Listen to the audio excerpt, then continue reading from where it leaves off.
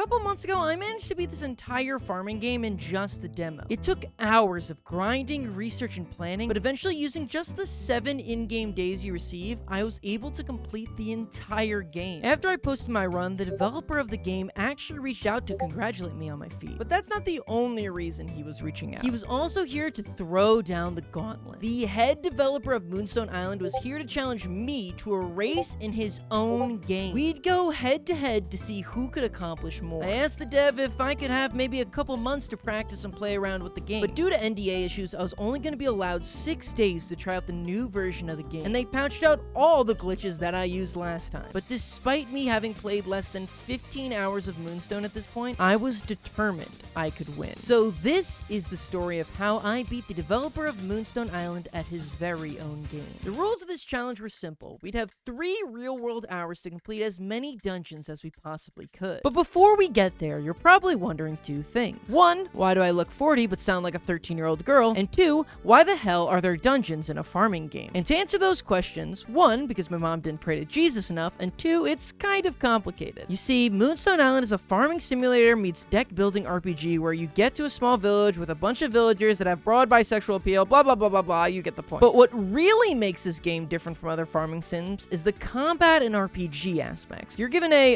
sorry, it says here in the script that the game developer said, under no circumstances should I call their elemental monsters that live in your pocket Pokémon.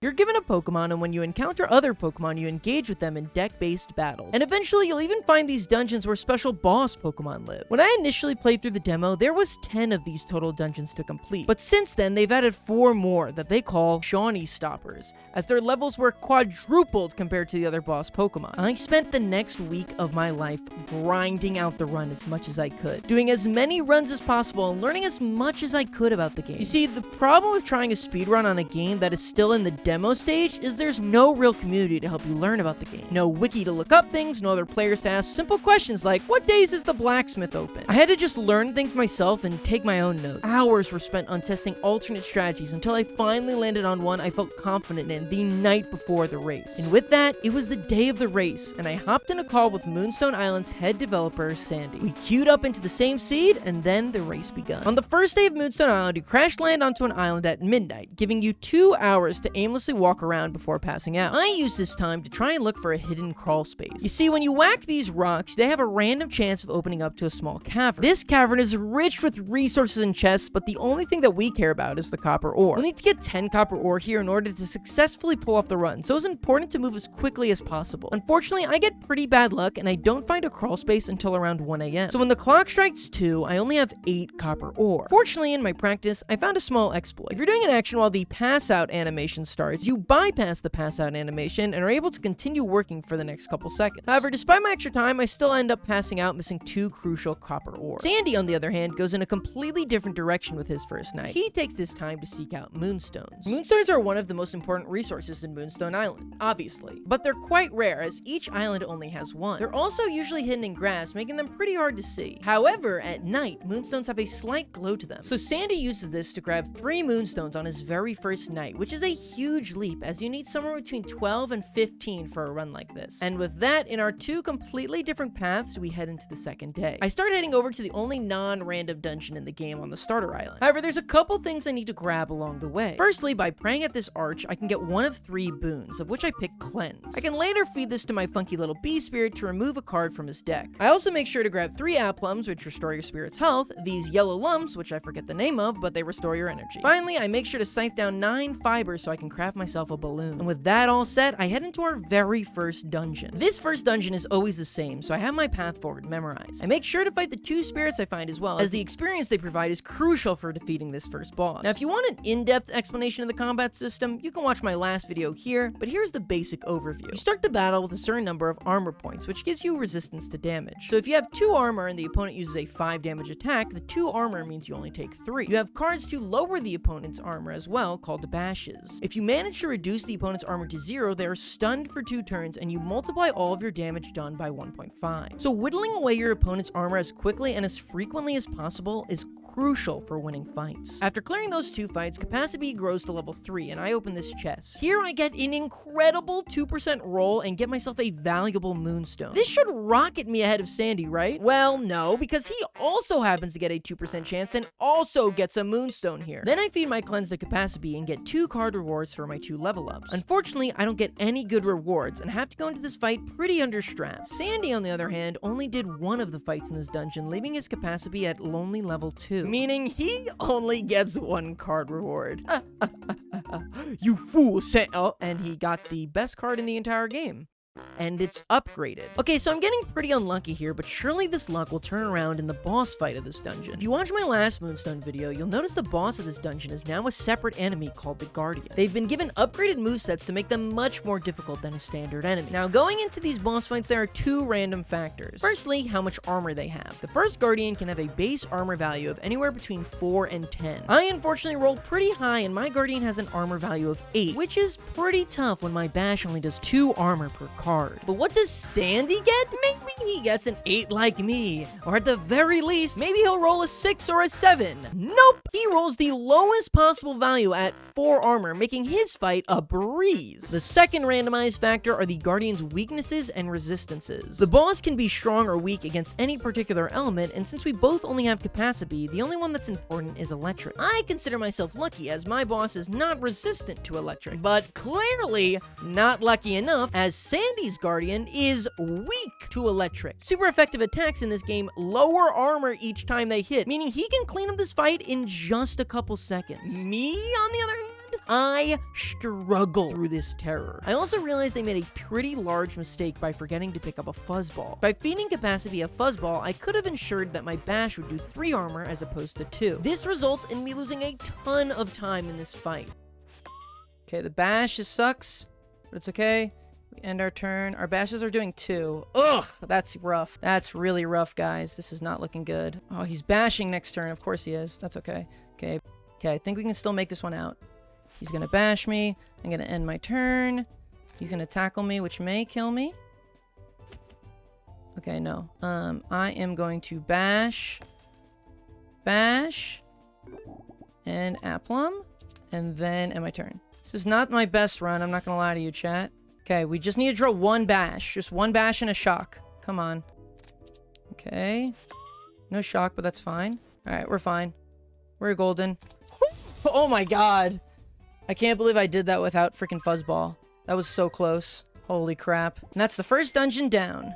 So now we're going to spend a lot of time getting a bunch of resources. We need a bunch of stone and wood for this run, actually. I gather everything we need and manage to find the 3 moonstones hiding on each island, putting me at half the required moonstones for the run. I also happen to get more money than usual from the chest in the dungeon, so I use the gold to buy myself a coffee, which will give me an all-day 10% movement speed buff. With all that done, I make sure to pass out as opposed to going to sleep, as it'll result in me waking up later in the day, which we want, so the blacksmith will immediately be open. And with that, we're on to day 2. And this starts the first major difference in me and Sandy's run. You see, there are 3 air movement options in Moonstone Island: the balloon, the broom, and the glider. First, you have the balloon, which can fly forever, but is extremely slow. After that, you have the broom. The broom moves faster than the balloon, but is limited in the amount you can fly. Unlike the balloon, the broom costs 2 moonstones to craft. And finally, you have the glider. And the glider is a huge step up from the broom. It moves at nearly 3 times the speed of the broom, can fly forever, and uses much less energy. However, it's very expensive, requiring 9 moonstones. And yes, before you ask, the game-breaking glitch I found that could combine the broom and the balloon's power has been patched out. So Sandy, being the game dev, goes for the game's logical progression and spends a lot of time trying to get the crafting table to craft the broom. However, in my testing, I noticed something pretty crucial. The broom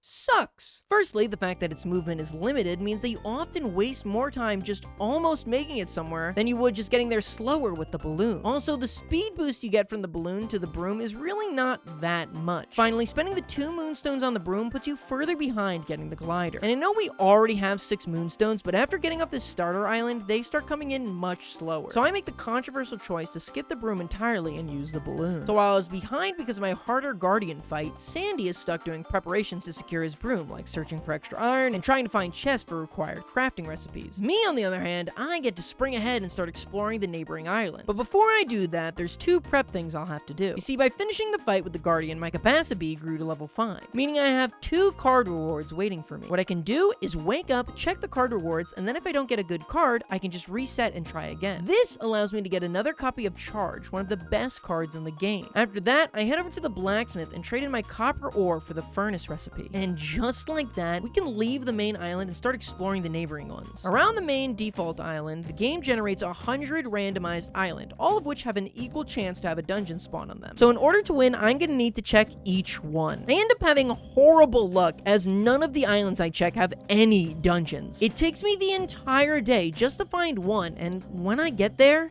Dungeon! Pog! Okay, the boys are back in town. Oh, wait, how do you get to that, though? What the heck? How do you get to this? This sucks. You can't get to this unless you have a broom? No, you can't even get to it with a broom.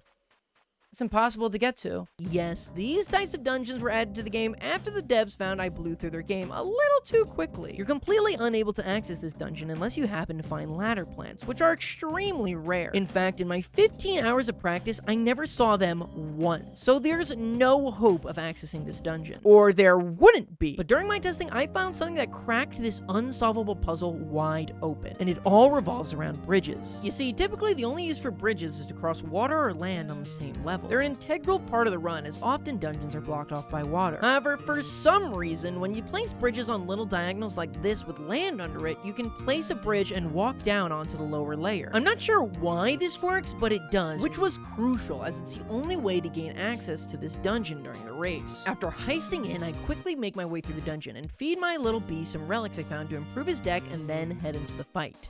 Alright. What the heck? Oh, I hate when they have friends. Okay, but our bash does 4, which is kind of sick. Okay.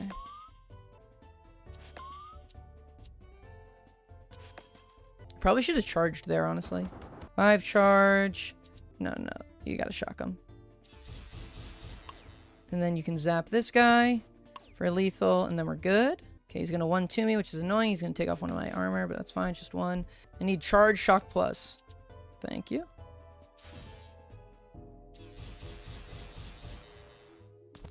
Okay, he's gonna bash me here, which is a little annoying. Pass the turn. He's gonna tackle me, but it's fine. Take 6 damage, it's totally okay. And then you do that. Okay, I didn't need to do that. That was a bit overkill. But he's dead, that's okay. And with that, I grab my 10th Moonstone, meaning I only need 2 more. In the meantime, Sandy seems to be... Dungeon, yes! Dungeon, first try. I'm gonna keep saying let's go, because I'm a streamer. Or maybe I should say Pog. Pog? Having fun. Vocabulary aside, Sandy also manages to find a dungeon on the first island he flies to, and of course, the boss is also weak to electric. And after easily clearing him, he heads to his second island, where he happens to get a random warp to a dungeon, and of course, the boss is weak to electric. At this point, I'm convinced he's gone into the game files. There is no other way. With my 3rd day wrapping up, though, I decide to check in with Sandy myself. Sandy! Hey! How you doing, buddy? Good, how are you doing? I'm doing all right. I just got my 2nd dungeon done. Oh, guess who's got 3? Oh no, oh no. How many moonstones you got, though? I made a broom, actually. You made a broom, but how many moonstones do you have now? 4. Ooh. I know. Ooh, I'd hate to be you right now.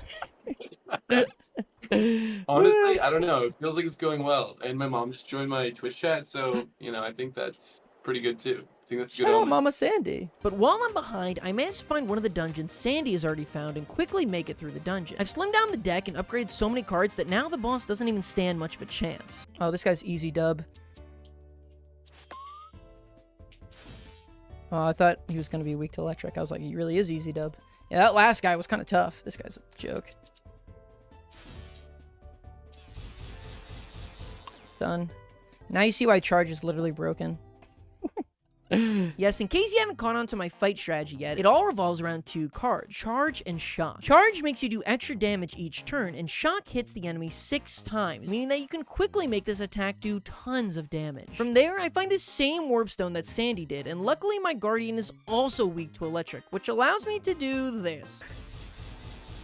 Completing this dungeon gives me my 12th Moonstone, which is the exact amount I need to craft the glider. So I throw down my tent and place a furnace. By mass sleeping through days, I can quickly refine all of my Moonstones into Moonstone ingots. This is actually the quickest I've ever gotten 12 Moonstones in my practice runs, so I have to go looking for a crawl space to grab a little extra iron. And with that, we've successfully crafted the fastest movement option in the game, the glider. This is going to make things leagues easier. I mean, just look at how fast this thing goes compared to the balloon. With my glider crafted, I decided to check in with Sandy again. Sandy! Yes, hi. So I just crafted my glider. Where are you at? I have not found a dungeon since you last checked in. I am on a dry spell. I know. I can't.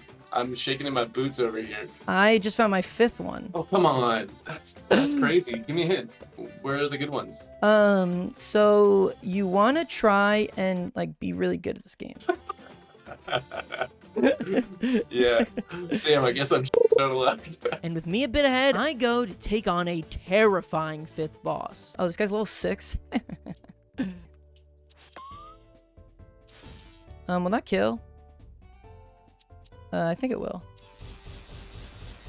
Alright, that's a sick 5th dungeon cleared. While I finished the 5th dungeon, Sandy still stands at 3, and his decision to craft the broom puts him far away from having the speed that the glider provides. Back to me, and literally the next island I check gives me my 6th dungeon, of which I easily breeze through and take down. From here, the run's able to settle out a lot more. I've taken out all the bad cards from my deck, upgrade all the good ones, and have all the resources I need for the rest of the run. Now it's just about finding those dungeons on my glider as quickly as possible. And you're probably thinking, well, Shawnee, you're able to get nearly half of the dungeons before even the first hour was up. Surely you'll be able to do this in under 2 hours, much less 3, right? Well, no, actually. And this is due to how Moonstone Island spawns dungeons. Here's the layout of a traditional Moonstone Island map. You've got the starter island in the middle, and then all these other 100 islands around it. In order to make sure players don't get stuck with all their dungeons really far away from the base, the game splits the map into 3 rings. You've got a ring that stays pretty tight in around the center island, then you've got a medium distance one, and then you've got one that covers all the way around the edges of the map. Each of these rings always have a certain number of dungeons spawn in them, with the inner ring always having the most. All this nerd time to say it's going to require a lot of searching to find the latter half of these dungeons. Back to the run though, Sandy encounters the dungeon that I bridge glitched into, and thinking that's impossible to access, he leaves it behind. At the same time, I encountered the Maze Island, and here's the thing about the Maze Island. It might just be the worst thing that God has ever created in the universe. You see, like the name implies, the Maze Island is, well, a maze. You're probably thinking, oh Sean, it can't be that hard.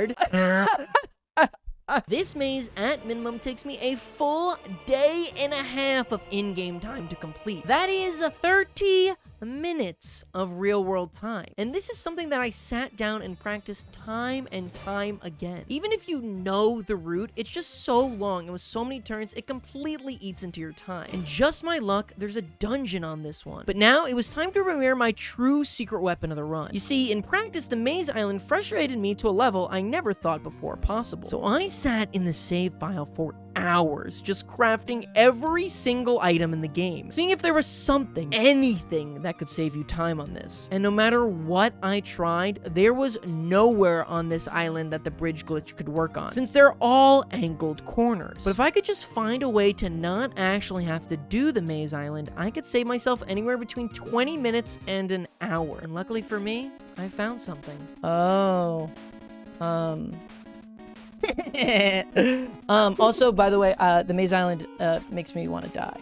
I've had a similar experience on them most of the time. Yeah, for some reason, by placing a gate on this ledge, if you just continually walk into it, eventually the game will just place you through, allowing you to access the dungeon. And what started out as the slowest part of my run turned into a huge boon, catapulting me ahead of Sandy, who obviously knew nothing of this glitch. But even though I finished the dungeon now, you've probably realized a pretty huge problem with my plan. I'm all the way at the end of the Maze Island now, and the gate glitch only works when going from higher ground to lower ground, meaning that in order to leave, I'm going to have to walk all the way through the maze in reverse. Or I would have to, but luckily I found a workaround for that too. Firstly, I spent some time expunging my energy by picking up some much needed wood from trees. Then I waste the rest of my energy by repeatedly falling off this cliff. After that, I go back outside and waste my last remaining bit of energy. When you pass out in this game, you wake up in this little walking wizard hut, and upon exiting the hut, you'll find yourself right where you passed out in the night previous. However, this giant walking hut still needs to spawn in somewhere. So by passing passing out in a location where there's no room for the wizard's hut, we can force it to spawn outside the maze, mainly on top or bottom of the island, allowing us to completely avoid walking through the giant maze at all. In the meantime, Sandy has found another dungeon on a different maze island, of which he decides to skip for time. It just goes to show you how annoying they are. Even the guy who made it doesn't remember how to get through. He passes out and is unfortunately stuck at 3 dungeons while I find my 8th. This guardian is my first mid-level boss, as he stands at a firm level 21. However, I've prepared well, as before this fight, I made sure to visit an electrical island which grows planterns. These give a +3 buff to my speed, making my bash now hit for 6 armor. This makes this fight basically a cakewalk, as I destroy him and earn my 8th magic tree. Unfortunately for me though, while I was getting through that dungeon, Sandy managed to complete his 4th dungeon and swiftly annihilates the boss. With that dungeon completed, Sandy now has the moonstones to finally craft his glider, which should help him spring ahead. Oh my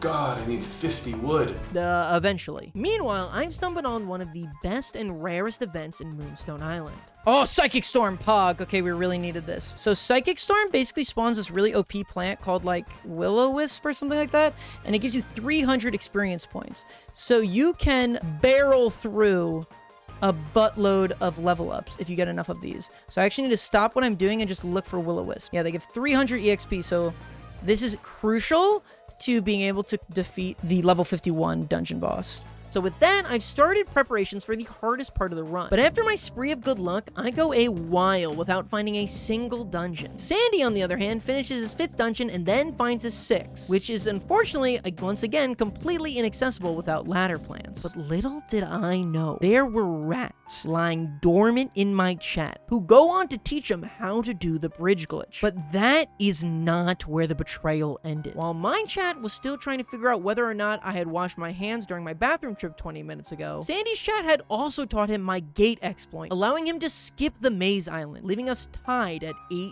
dungeons. After going a full 25 minutes without finding a single dungeon, I'm finally able to find one on a fire island. Okay, let's just hope this is not the level 51 guy.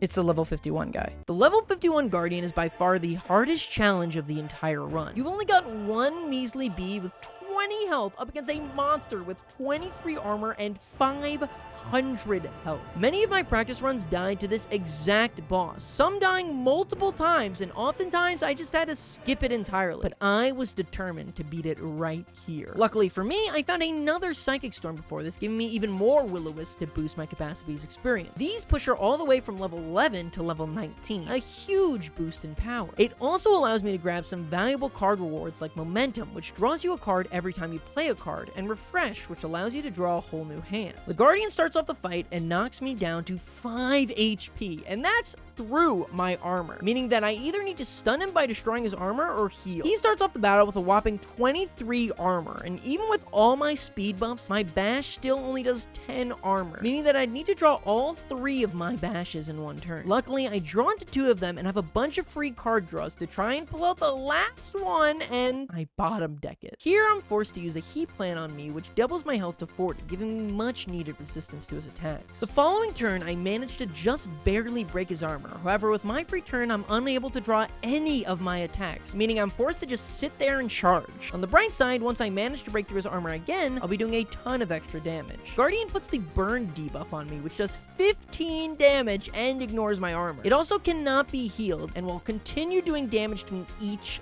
turn. Basically, it's put this entire battle on a timer. After tanking another attack, I managed to draw into 2 bashes, stunning the Guardian. Now this was the moment of truth. All I had to do was draw into 2 shocks. If I could just do that, I could easily take out all 400 of his remaining HP. But if I didn't, he'd use flamethrower on me and kill me. I'm sorry to say, I did not draw 2 shocks on that turn. I drew 3.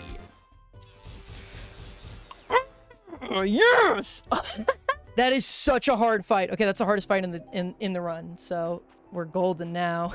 By the skin of my teeth, I had overcome the hardest obstacle of this entire run. And now all that was left to do was find the final 5 dungeons, breeze through them, and win. And while I was feeling incredible about my victory, it was all about to come tumbling down, as Sandy had not only beaten 2 level 36 Guardians, but also come across his level 51 Guardian. And lucky for him, his only rolled 12 armor, which allowed him to pretty easily clear it out. Right as Sandy finally gets ahead of me, I managed to complete another relatively easy dungeon, putting both of our totals at 10 dungeons. But then I found something far more valuable than any dungeon could ever hope to be. All right, is this my island?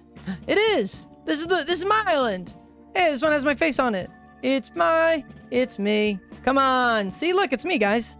Look, it's my little mustache. And hey, that's pretty cool. The next hour is really just most of us just painstakingly searching for the last few dungeons, so I'm gonna skip around a bit here. At around the 2-hour mark, I managed to find my 11th dungeon, and this one holds the other level 36 guardian. Level 36, yeah, I thought this one might be a little difficult. We need to momentum, we need to bash, we need to refresh, we need to double bash here, and then we're good. Oh god, this is gonna be a tough fight, I just realized. This might be the hardest fight in the game. Okay. Well, we did not draw any of the cards we needed. I don't think this will kill. I was right. Damn it. Okay. This could be bad. That did nothing. Oh, that did nothing. Oh, okay. Never mind. It wasn't bad at all. And then we bash. We bash. And then we shock here. Oh, we got this. Oh, we got this, baby. Ooh, best to ever do it, baby. Easy. Bang, bang, man! Meanwhile, Sandy has gone into the Maze Island dungeon using my gate glitch again. And soon after that, he finds his 12th dungeon too. But this one features the other level 51 guardian, and this one actually gives him a good amount of trouble. Oh. Okay, deal 16 fire damage twice. Ooh, guys, I don't think so. I don't think so. Oh no. Yes. Yes. 1 health. We can do it. Let's go. Yes. With Sandy springing ahead, I'm right on his tail as I find the same dungeon that he just has, putting me up against my own level 51 guardian. And with that, we're both tied with 12 dungeons. I searched for the last 2 for a little longer, but to no avail. Meanwhile, you might remember all the way at the beginning of this race, Sandy was unable to get inside of this dungeon. So he's currently desperately attempting to find a ladder crop to try and get his way in. And with both of us at a standstill, the time ticks down to 15 minutes remaining, and I decide to check in with Sandy. Hey, Sandy. Hey. What are you sitting at right now? I think 12? That's what I'm sitting at. Oh my god. Have you found the one that's behind waterfalls and like is unattainable? Oh yeah, I got that a while ago. Oh my god. Oh my god, if I can get that, I can be ahead of you. Yeah, I know, that would be really bad. And we've got how much time left? 15 minutes. What? Oh no. Okay. Holy crap, guys. Oh, we might be boned. We might be boned. We might be boned. I should not have told him that. I shouldn't have told him that. I gave him too much information. And with that, the race to the final dungeon was on. I knew there was a fire under my bottom since Sandy already knew where his dungeon was, and I was stuck hopelessly searching for one. I keep looking around, but I find nothing. Meanwhile, Sandy has already made it back to his original island and is trying just about everything to get in. While Sandy struggles, I'm still lost until finally... Oh my god, oh my god. Oh, I need a gate, I need a gate, I need a gate. Oh my god, oh my god. Oh, I think it might have only worked on the other island because of the hoop. Oh, never mind, fudge. I was about to say fudge, but we're all good. But just as I found my last dungeon, Sandy discovered how I bridge glitched into the dungeon. Oh! Oh, yeah. Here we go, here we go, here we go, here we go. And with just 5 minutes left, we both furiously chugged through our dungeons. Yes. Let's go. Okay. Oh, this freaking... I hate this one. Okay. This one takes forever. No, no, no, no.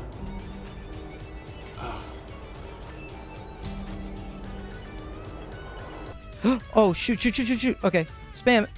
Plums. Come on, eat this, eat this. Why can't you eat this? Why aren't you eating? Okay, and I'm close to home. This shouldn't be so hard. Level 11. Chat. Come on, baby. It's left, I'm pretty sure.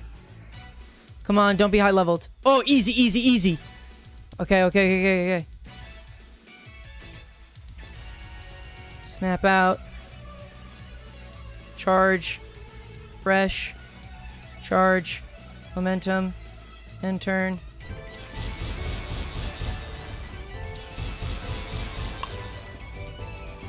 Easy win. Charge. Snap out. Shock. I hate to do it to him. I love the guy. Did that do it? Am I ahead? Shock. Whew, okay, so I just got my 13? Did you? Yeah. When? Like just now? Like 2 seconds ago? Okay, I have 13 as well. No! Oh no! Oh god. And with that, the 3 hours were up, and we had tied at 3 dungeons. So this brings along the question, who really won? Well, I've got bad news for you all. You have been clickbaited, because despite the title of this video stating that I won, technically, Sandy beat the 13th dungeon a full 2 minutes ahead of me, meaning that Sandy won, defeating me at his very own game. And hats off to him. He did an incredible job, and he's the one who created this wonderful game after all, so there's no one else I'd rather lose to. Thanks so much for watching the video, guys. Since I lost, part of the agreement was that I'd give away 5 copies of Moonstone Island, so you can enter in your chance to win just by commenting on this video and giving it a like. Lastly, I just wanted to give a huge thanks to Sandy and the entire team at Studio Supersoft for this awesome opportunity. I know I joke about Sandy and the game a lot, but the game is fantastic, and it's one of the first farming sims I've enjoyed in years. See you guys later. Make sure to congratulate Sandy on his win. Unless, did he really win? Also, are you planning on streaming it all leading up to our race on the 20th? Oh, am I allowed to stream it? I got it approved so you can stream it if you want. Only you though. Only you though. Only you though. You gotta promise not to steal any exploits I find, though. That's so hard. But fair. But fair. But fair. I'm gonna need to cheat my way into this a little bit. Is there something to do with gates? Should I try a gate? Okay, that was my best guess. Oh! I did just figure out a little gate trick, actually. Oh, somebody's spying? Maybe my chat gave me a little bit of information. Only but fair. I'm gonna need to cheat. Only you though. But fair. I'm gonna need to cheat.